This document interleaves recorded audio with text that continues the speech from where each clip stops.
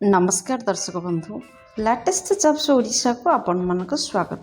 दर्शक बंधु आज निजुक्ति सूचना रही Odisha subordinate staff selection commission का तरफ डाटा एंट्री ऑपरेटर निजुक्ति O triple SSC data entry operator recruitment 2025 notification out हो सारी एथिपाई खूब शीघ्र 2700 प्लस पोस्ट वैकेंसीज रिलीज होगा जाऊँगी।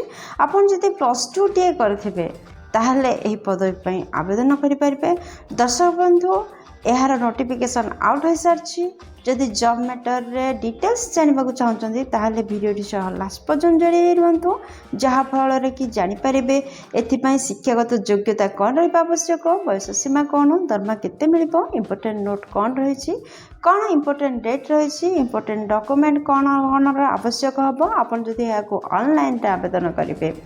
इंपोर्टेंट डेट कौन रही आपण मैंने जापर वीडियो आपणकर सिलेक्शन प्रोसेस किपरि रहउछि, एप्लिकेशन फी अछि कि नहीं, आपण माने किपरि आवेदन करिवे आर ऑल डिटेल्स वीडियो रो जानि परिबे।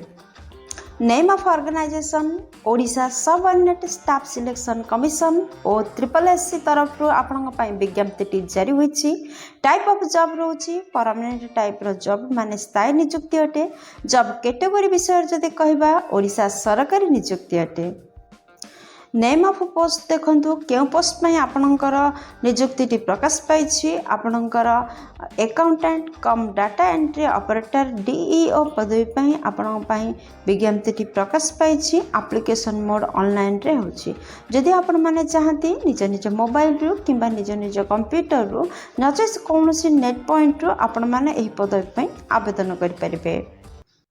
क्यों मैंने यहाँ आवेदन करें देखो आम ओडिशार सबु कैंडिडेट एथिपाई आवेदन करें। आपण मैंने ओडिशार जो जिलूर आसते पदवी आपण मैंने अप्लाई करें। प्लेस ऑफ पोस्टिंग ओडिशार समस्त जिला आसूची। एप्लिकेशन लास्ट डेट खूब शीघ्र आपण अपडेट हेबो। यार ऑफिशियल वेब एड्रेस होची www.ossc.gov.in रे आपण माने लॉग इन करी आर ऑल डिटेल्स जानि परिबे। जेंडर विषय जदि आमे कहबा को जिबा उभय पुरुष प्रार्थी एवं महिला प्रार्थी एही पदवी पई आवेदन करि परिबे। ओ ट्रिपल एससी डीईओ रिक्रुटमेंट 2025 रो एलिजिबिलिटी क्राइटेरिया रही कौन देखो। फर्स्ट देखिदेबा शिक्षागत योग्यता कौन रही। दर्शक बंधु आपण मैंने जेकोसी स्वीकृति प्राप्त बोर्ड रु जदि +2 टीए करछंती ताहले एही पदवी आवेदन करें। यह सहित कंप्यूटर नॉलेज रही निहाती आवश्यक। Odisha staff subordinate staff selection commission data entry operator recruitment 2025 रो सिलेक्शन प्रोसेस किपरि रहउछि देखंतु। नोटिफिकेशन अनुसार कैंडिडेट निहाती भाव में रिटन टेस्ट सम्मुखीन होबाक पड़िबो। आपणकर टाइपिंग टेस्ट मध्य रहिबो, डॉक्यूमेंट वेरिफिकेशन रहिबो। एहीपरि 3टी पर्याय आपणकर सिलेक्शन रहिबो। दर्शक बंधु आमे जदि टोटाल पोस्ट विषय बा वैकेंसी विषय कहबा टोटाल पोस्ट वैकेंसी 2700 प्लस रो पोस्ट वैकेंसी प्रकाश पाइबा को जाउछि। O triple SC DEO recruitment अनुसार आपणकर बयस सीमा कौन हम देखंतु। आपण मैंने जब इंटरेस्टेड अच्छा ताहले सर्वनिम्न बयस 21 वर्ष, सर्वाधिक बयस 38 वर्ष होते आपण मैंने यही पदवी आवेदन करें। जदि आपण मैंने साधारण वर्गर आसछंती यह व्यतीत एज रिलैक्सेशन रही गवर्नमेंट नियम अनुसार। जदि आपण मैंने ओबीसी कैंडिडेट होते ताहले 3 वर्षर बयस सीमा छाड़ रोचे। जदि आपण मैंने एसटी एससी पीडब्ल्यूडी किंबा एक्स सर्विसमैन होते ताहले 5 वर्षर बयस सीमा आपण छाड़ रोचे। जहाँफल ओबीसी कैंडिडेट माने 41 वर्ष पर्यंत फॉर्म अप्लाई करें एवं ST SC PWD ex serviceman माने 43 वर्ष पर्यंत फॉर्म अप्लाई करें। ओ ट्रिपल एससी डीईओ रिक्रुटमेंट 2025 रो इंपोर्टेंट डेट विषय जदि आमे कहबा दर्शक बंधु अप्लाई खूब शीघ्र स्टार्ट होगा जाउछि एवं अप्लाई डेट धार्य हो सारा पर आपणकर last date apply last date आसीजिव। दर्शक बंधु आपको कही रखी यह नोटिफिकेशन मात्र यह सर्टिफिकेट नोटिफिकेशन यार लिंक वाला नोटिफिकेशन पर एवेलेबल है।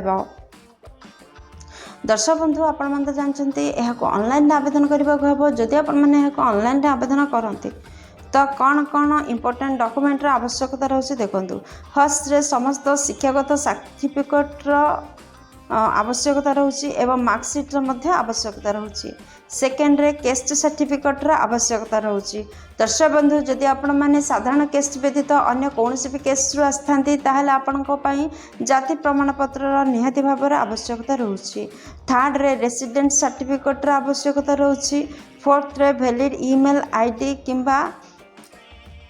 किंबा फोन नंबर आवश्यकता रही फिफ्थ रे रिसेंट कलर पासपोर्ट साइज रो फोटो सिक्स्थ रे गोटे ID proof Aadhaar card vote card PAN card जेकोसी गोटे आईडी प्रूफ आवश्यकता रही सेवेंथ रे एम्प्लॉयमेंट एक्सचेंज सर्टिफिकेट आवश्यकता रही थर्ड रे आपणकर स्कान्ड सिग्नेचर आवश्यकता रही दर्शक बंधु एतिकी डॉक्यूमेंट को रेडी करी रखि थांतु खूब शीघ्र आपण पाखक डीईओ रो 2700 पोस्ट आसवाक जाउछि तो Odisha staff subordinate staff selection commission DEO recruitment 2025 रो सैलरी डिटेल्स जदि आमे कहबा ताहले मासिक दरमा 19,900 टंका रु 63,200 टंका पर्यंत आपणकर मासिक दरमा रहिबो दर्शक बंधु यह आपण छोटिया इनफॉरमेशन रही कहीं रिटन टेस्ट व्यवस्था होबार रही तो आपण मैंने एग्जाम रेडी रुहतु एवं नोटिफिकेशन